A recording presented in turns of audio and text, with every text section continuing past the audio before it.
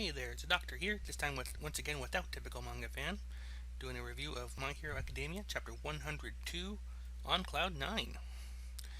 And this chapter opens up with a quick little flashback to May, where she's scaring everybody at the prospect of modifying costumes again. But she is willing to help work with Deku to get his costume upgraded to protect his arms, power up his legs without changing the things too much.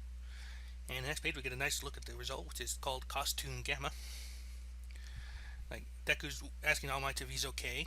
Like, everybody amazed at the power that he's put through with his punch, with his kick rather. That's because the iron-soled boots are adding some power to his kicks. Deku's just calling it a stopgap while he figures out his ultimate move, but All Might tells him not to give himself so little credit, because it's going to serve him well in the licensing exam coming up. Aizawa Eraserhead pops in and tells All Might that was close, so he's probably get back for now. And even Bakugo was like, "Watch yourself, All Might," as he blasts off somewhere else. And he's also looking at Deku, just like all annoyed as per usual. You know, All Might's thinking to himself, like, Bakugo told him to watch himself. Deku asked if he's okay. Aizawa is like, "But that was close. I thought I'd come to terms with this, but I guess I'm someone who needs protecting now." It's got to be kind of a rough thing for him to deal with. Anyway, we're also seeing that other members of the class have got some costume mods. In fact, Kaminari and Kirishima have like whole new costumes altogether. Meanwhile, you also see a little bit of Todoroki, Jiro, and Koda. But then Class B pretty much like barges in and wants to have the rest of the exam for themselves, even though Class A technically still has 10 more minutes left. We have our copycat man, Monoma. He's all dressed, his costume's a fancy dress suit with little watches along the belt, presumably to keep track of his copied powers, which last for 5 minutes at a time.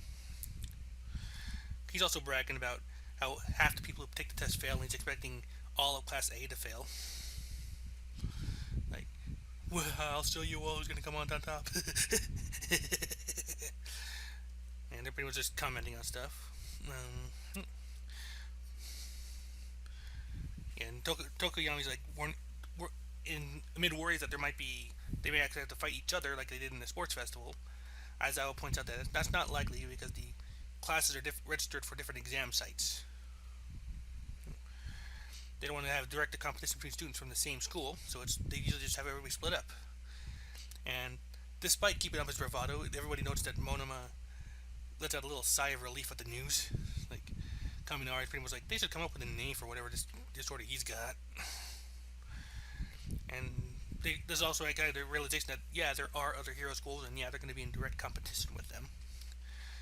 Of course, they're also noting that they're going to be competing against them, and Deku notes that they're also ahead of the typical schedule on this sort of thing.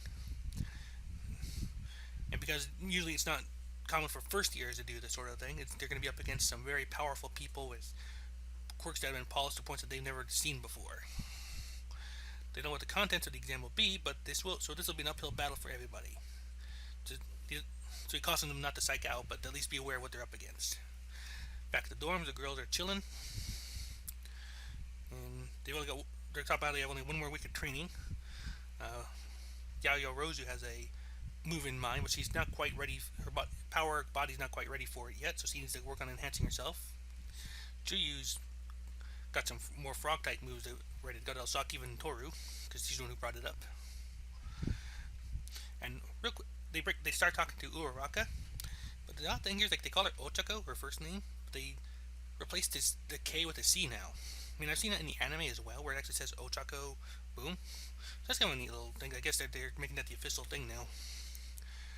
Of course, she's so out of it that she's like spit takes when someone actually tries to get her attention. And like her mind's all over the place. She's like all flip-floppy, all that, and Ashido's like, "It's love." What?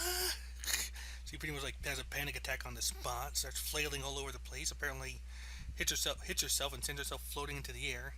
Oh, probably just because she puts her hands over her face and does it. She's floating. They try to pressure her into it, but Ashido's trying to press her into it. But they were the ones that are saying like, you know what, just let her be. If she's not ready, she's not ready. Of course, as Ochako is floating, she actually sees Deku outside training, doing his usual muttering and research as he kind of tries to do what Ida's been doing. But she's also thinking to herself, like, it's not what everyone's thinking it is. It's not love. I mean, it's not it. I swear, seriously, I don't know. Even thinking to herself, it's like that's not. And if she is like romantically interested in Deckard, I wonder now if even she knows it. Like if even she's aware of the fact that like, she's actually got something for him, or if she's thinking, or if he's thinking it was just some like regular admiration or friendship, or even if it is regular admiration or friendship, that could actually go a couple different ways. Yeah, the last week of training passes, they bust out to the day of the place where they're going to be having the exam. It kind of looks like that. Kind of looks like the building you see whenever you look at pictures of Sydney, Australia. I don't know what it's called offhand, but let's see. Here's the National Tacoba Arena,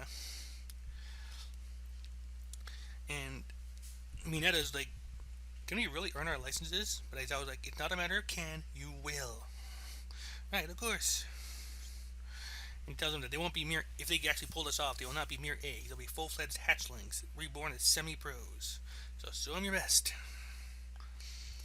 Like, so they start doing the cheer. They're getting ready to do a plus ultra, when a guy actually jumps in from behind them and joins in. It's like his classmates like it's rude bad manners to intrude on other people's group huddling. Nasa, you got me. And he just basically rolls off in a bow of apology so exaggerated he slams his head against the sidewalk, against the pavement. Even as he's bleeding, though, he's still as energetic as ever because he's always wanted to say plus ultra. He freaking loves UAI. It's truly an honor to compete alongside the fine students of UAI. The other one's just like, oh, he's bleeding. Well, let's just go. Aizawa recognizes him, though, as Inasa Yoarashi. He knows that he's very strong. In fact, it's noted that Yoarashi, he got placed into their grade at UA under special recommendation, and his top grades were enough to open the doors, but for some reason he decided not to go there. He went somewhere else instead. Ooh, I forgot to mention, these new guys are from basically the western version of UA called Shiketsu High. Forgot to mention that earlier, so my apologies. And Deku notes that he's a first year like them with special recommendation and top grades, so he's as good as or better than Todoroki, who was the top UA student with that. Because we know that there were students that were like that. They got in with recommendations rather than having to do the entrance exam. There was Todoroki, Yayo Rozu, and Ida, at least for sure. I think there's one more that hasn't been brought up yet, but I think they're the main ones. And that pretty much is where the chapter ends, with the introduction of our new guy here. Honestly, my impression of him brings me to Takeo Goda, the main character of My Love Story, or Monogatari. Just shows how huge and muscular and energetic and over the top he is.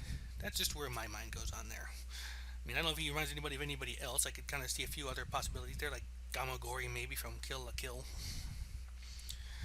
And I do wonder what his power is going to be. I can't find it right now, but there were some forum posts that kind of speculated that it might be like a wind or a storm type ability.